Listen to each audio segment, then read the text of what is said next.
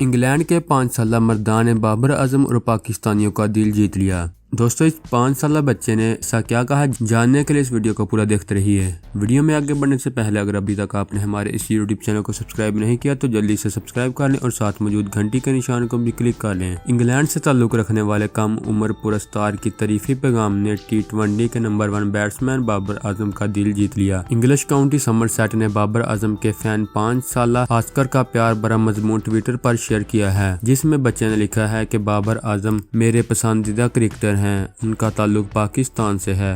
गुज़िश्ता साल पाँव के ऑपरेशन के बाद उनसे मुलाकात हुई थी। वो बहुत मेहरबानी इंसान है। मजमून में चपसा तस्वीर में बाबर आजम बच्चे को गोद में उठाए हुए हैं। बाबर आजम ने ट्विटर पर ऑस्कर का शुक्रिया अदा किया और लिखा कि वह मुलाकात के मुंतज़िर हैं। बाबर ने ऑस्कर को दिल लगा कर पढ़ने का मशवरा भी दिया। ICC ने भी बाबर आजम के इक़दाम को सराहा।